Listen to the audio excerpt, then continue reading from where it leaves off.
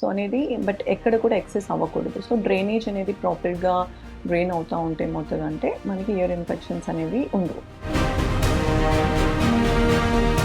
ఒక దగ్గర అంటే క్లోజ్ కంప్రెషన్లో మనకి ఫ్లూయిడ్ నిండిన కొద్దీ పెయిన్ అనేది పెరుగుతూ ఉంటుంది. యూజువల్లీ ఎప్పుడైనా మీరు చీమ్ కనుక అబ్జర్వ్ చేస్తే కనుక అది ఇంకా డేంజరస్. కంపల్సరీ రావాలి, యాంటీబయాటిక్స్ కూడా వాడాల్సి వస్తుంది.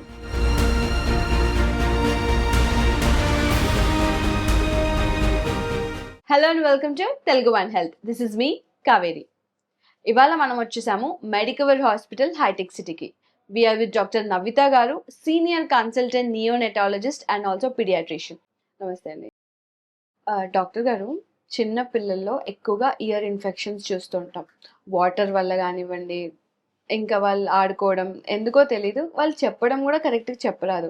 సౌండ్ వస్తుందంటారు, పెయిన్ వస్తుందంటారు. అసలు బేసిక్గా పిల్లలకి ఎందుకు ఇయర్ ఇన్ఫెక్షన్స్ ఎక్కువగా చూస్తూ ఉంటాం? పిల్లల్లో ఇయర్ ఇన్ఫెక్షన్స్ మోర్ కామన్ ఏంటంటే 2 ఇయర్స్ లోపల పిల్లలకి చాలా రికరెంట్గా ఇయర్ ఇన్ఫెక్షన్స్ వస్తుంటాయి. అండ్ దట్ టు 6 months తర్వాత కూడా ఉంటుంది అనమాట. 6 months to 2 years common age రికరెంట్గా ఇయర్ ఇన్ఫెక్షన్స్ అనేది. ఓకే. సో వాళ్ళకి ఏంటంటే because of the pure it is a poor anatomy అంటే ఇమ్మెచ్యూర్ అనాటమీ. అంటే యూజువల్గా మన ఇయర్కి ఇంకా థ్రోట్కి యూస్టిషన్ ట్యూబ్స్ అని ఉంటాయి, కనెక్షన్స్ ఉంటాయి అన్నమాట. అవేంటంటే పిల్లలు సరిగ్గా డెవలప్ అవ్వవు, అంటే షార్ట్ ఉంటాయి.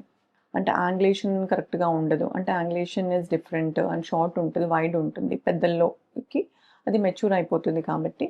సో అది ఎందుకు ఇంపార్టెంట్ అంటే డ్రైనేజ్ ఆఫ్ ద ఫ్లూయిడ్ అనమాట. మనకి బాడీలో అన్ని సెక్రీషన్స్ ఉంటాయి. సో అనేది బట్ ఎక్కడ కూడా ఎక్సెస్ అవ్వకూడదు. సో డ్రైనేజ్ అనేది ప్రాపర్గా డ్రైన్ అవుతూ ఉంటే ఏమవుతుందంటే మనకి ఇయర్ ఇన్ఫెక్షన్స్ అనేవి ఉండవు. సో వీళ్ళల్లో ఈ ఇమ్మెచ్యూర్గా ఉంటుంది కాబట్టి ఈ యూస్టిషన్ ట్యూబ్ అనేది, దానివల్ల ఏమవుతాయంటే వాళ్ళకి సెక్రీషన్స్ అన్నీ అక్కడే బ్లాగ్ అయిపోయి ఉంటాయి. సో అక్కడి నుంచి చెవిలోకి బ్యాక్టీరియా అక్కడే ఉండిపోయి సెక్రీషన్స్లో బ్యాక్టీరియా గ్రోత్ అయ్యి ఏమవుతుందంటే ఇయర్లోకి స్ప్రెడ్ అయ్యి ఇయర్ ఇన్ఫెక్షన్స్ అనేది కామన్గా ఉంటుంది. ఓకే. అదొక రీజన్ కావచ్చు. అండ్ ఆల్సో వాళ్ళకి రికరెంట్గా కోల్డ్ కాఫ్స్ వస్తుంటాయి పిల్లల్లో, బికాస్ ఇమ్యూనిటీ తక్కువ ఉంటుంది. ఎదుటి పిల్లలకి కోల్డ్ ఉన్నా వాళ్ళకి వస్తుంది. దానివల్ల కూడా ట్యూబ్ అది బ్లాక్ అవుతుంది ట్యూబ్, మళ్ళీ సేమ్ అలా ఇయర్ ఇన్ఫెక్షన్స్ అనేవి కామన్. దాంతోపాటు బాటిల్ ఫీడింగ్. పిల్లలు ఎప్పుడైతే మదర్స్ పిల్లలకి బాటిల్ ఫీడింగ్ ఇస్తారో వాళ్ళు పడుకొని ఇచ్చినప్పుడు ఏమవుతుందంటే అది కూడా అంతే. అది మిల్క్ ఒక్కొక్కసారి యూస్టిషన్ ట్యూబ్లోకి ఎంటర్ అవ్వచ్చు. అలాంటప్పుడు ఏమవుతుంది, అక్కడ యూస్టిషన్ మిల్క్ ఉన్నప్పుడు ఏంటి, అది ఫుడ్ అనేది సోర్స్ ఫర్ ద బ్యాక్టీరియా, అక్కడ గ్రోత్ పెరిగేసి అలా ఇయర్ ఇన్ఫెక్షన్స్ అది common. These are the more common reasons అనమాట ఇయర్ ఇన్ఫెక్షన్స్ రావడానికి. సో పిల్లలు చెప్పంగానే ఏదన్నా హోమ్ రెమెడీ చేయడం మంచిది అంటారా, లేకపోతే ఫస్ట్ డాక్టర్ దగ్గర కన్సల్ట్ అవ్వడం మంచిదంటారా? సో వాళ్ళకి ఆల్రెడీ మదర్స్కి కానీ పేరెంట్స్కి ఐడియా ఉంది వీళ్ళకి ఇయర్ ఇన్ఫెక్షన్, ఇంకా వేరే పెద్ద ప్రాబ్లం లేదు అని వాళ్ళకి అట్లీస్ట్ బేసిక్ ఐడియా ఉంది అనిపిస్తే కనుక వాళ్ళు హోమ్ రెమెడీ అంటే ఏముండవండి. పెయిన్ ఉంటుంది పాపకి పిల్లలకి. సో అలాంటప్పుడు మెయిన్గా paracetamol is a pain killer, is a first remedy. Pain killer ఇచ్చిన తర్వాత యూజువల్గా సెట్ అవుతారు మెజారిటీ. అది సెట్ అవుతున్నారు, తర్వాత వాళ్ళకి ఏం ప్రాబ్లం లేదు అంటే okay, they can wait at home. But అదే పిల్లవాడికి కనుక ఆ పిల్లలకి రికరెంట్గా ఇయర్ ఇన్ఫెక్షన్స్ వస్తున్నాయి అంటే ఇయర్లీ ఒకసారి కంపల్సరీ ఇయర్ ఇన్ఫెక్షన్ రావడం, పారాసెటమాల్ ఏమైనా తగ్గుతుంది మళ్ళీ మళ్ళీ ఇస్తాము మళ్ళీ నార్మల్ అయిపోతుంది, అలా మటుకు చేయకూడదు. సో ఒకసారి వచ్చినప్పుడు వాడిన తర్వాత చైల్డ్ ఇస్ అదర్వైజ్ నార్మల్, మళ్ళీ ఏం రావట్లేదు, ఇస్ ఎవ్రీథింగ్ ఫైన్ అంటే మేబీ మీరు ఇంట్లో కూర్చోవచ్చు.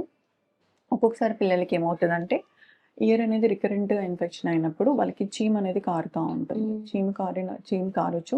Sometimes ear to brain, so everywhere the connection కూడా ఈజీ ఉంటుంది కాబట్టి రికరెంట్ ఇయర్ ఇన్ఫెక్షన్లో biggest risk is brain infections. Meningitis రావచ్చు, ఎన్కెఫలైటిస్. సో దట్ ఈస్ ఇంకా స్టిల్ డేంజరస్ అనమాట. సో అంతవారికి వెళ్ళకుండా మనం చూసుకోవాలి. సో వాళ్ళకి ఇమీడియట్గా కొందరు పిల్లలకి మటుకు మేము చెక్ చేస్తాము. అండ్ అవసరమైతే యాంటీబయాటిక్స్ కూడా మనం వాడాల్సి వస్తుంది. యాంటీబయాటిక్ కూడా ప్రొలాంగ్ కోర్స్ ఇస్తాం. It's not like we will check the ear regularly, అంటే అట్లీస్ట్ ఒక 1 weekకి మళ్ళీ పిలుస్తాం. యాంటీబయాటిక్ కోర్స్ ఇచ్చిన తర్వాత మళ్ళీ ఇయర్స్ డ్రై ఉన్నాయా లేదా చూస్తాము. దాని తర్వాత ఇంకా కంటిన్యూ చేయాలి. Sometimes even we have to give even 2 weeks అలా చేయాల్సి వస్తుంది. అది పేరెంట్స్ కూడా కంపల్సరీ పాటించాల్సి వస్తుంది. యాంటీబయాటిక్స్ చెప్తాము. కొన్ని ఇంకా వేరే మెథడ్స్ లైక్ హెడ్ బాత్ ఎక్కువ చేయించకూడదు, డ్రై ఉంచాలి ఇయర్స్, అలాంటివి కూడా చెప్తాము. కోల్డ్ కాఫ్ ఉన్నప్పుడు కోల్డ్ కాఫ్కి తగ్గట్టుగా ట్రీట్మెంట్ ఇస్తాము. సో ఇవన్నీ ఉంటాయి. సమ్‌టైమ్స్ ఈవెన్ ఇంకా వస్తుంది అంటే గనక కంప్లీట్ థ్రోట్ ఎగ్జామినేషన్, ఎడినాయిడ్స్ కూడా ఉంటాయి ఇలాంటి పిల్లల్లో. ఎడినాయిడ్స్ చూసుకొని అవసరమైతే ఈఎన్‌టీ కన్సల్టేషన్స్ కూడా అడ్వైస్ చేస్తాం వాళ్ళకి. ఓకే. సో, పెయిన్ అంటే నార్మల్ పెయిన్ ఉంటుందా మ్యామ్? లేకపోతే అంటే కొన్ని పెయిన్స్ ఉంటాయి గదా! సూదితో గుచ్చినట్టు లేకపోతే సౌండ్ ఒస్తది. ఎలాంటి యాహ్! సింప్టమ్స్ ఉంటాయి? సో, ఫస్ట్ ఏంటంటే వాళ్ళకి ఫీవర్ రావడం, ఇరిటబుల్‌గా ఉంటారు. సివియర్ పెయిన్ ఉంటది. ఏఎస్ఓఎం అంటాం. సివియర్ పెయిన్ ఉంటది. ఎప్పుడైతే టింపానిక్ మెంబ్రేన్ అనేది మనకి మిడిల్ ఇయర్‌లో ఉన్నప్పుడు అది గనక ఇన్ఫెక్ట్ అయ్యి, అది గనక ఆహ్, అది ఇంకా అలాగే ఏమవుతది ఫ్లూయిడ్ ఉన్నప్పుడు ఫ్లూయిడ్ ఒక దగ్గర అంటే క్లోజ్ కంప్రెషన్‌లో మనకి ఫ్లూయిడ్ నిండిన కొద్దీ పెయిన్ అనేది పెరుగుతా ఉంటది. హ్మ్. సో, బికాజ్ అక్కడ ప్లేస్ లేదు. బట్ ఫ్లూయిడ్ ఉంది అకామిడేట్ అవ్వడానికి. సో, అక్కడంతా చుట్టూ ఏరియా అంతా ఇన్‌ఫ్లేమ్డ్ అయిపోయి, సో, పెయిన్ అనేది చాలా విపరీతంగా ఉంటది పిల్లల్లో. హ్మ్. కంటిన్యూయస్‌గా ఏడుస్తారు. సమ్‌టైమ్స్ ఈవెన్ పారాసిటమాల్ కూడా సరిపోదు వాళ్ళకి. So, will give us other medicines కూడా ఇస్తుంటాం పెయిన్ కిల్లర్స్. సో, ఇదంతా అయిపోయాక ఒక్కొక్కసారి ఇంకా ప్లేస్ లేనప్పుడు ఏమవుతుందంటే, టింపానిక్ మెంబ్రేన్ కూడా ఒక్కొక్కసారి బర్స్ట్ అవుతుంది. హ్మ్. అది బర్స్ట్ అయినప్పుడు చీమనేది బయటికి అప్పుడు కారుతుంటది. హ్మ్. సో, అలాంటప్పుడు వాళ్ళకి చీమొస్తుంటది. కానీ పెయిన్ ఉండదు. సో, ఇంక పేరెంట్స్ ఏమనుకోవచ్చు అంటే, ఇంక పెయిన్ లేదు, ఇంక తగ్గిపోయింది. దిస్ ఇస్ నార్మల్ అని అప్పుడు అలాంటప్పుడు గూడా పేరెంట్స్ ఒక్కొక్కసారి రారు. బికాజ్ చైల్డ్ దగ్గర సింప్టమ్స్ లేవు, తగ్గుతుందనుకుంటారు వాళ్ళు. సో, యూజువల్లీ ఎప్పుడైనా మీరు చీమ్ గనక అబ్జర్వ్ చేస్తే గనక అది ఇంకా డేంజరస్.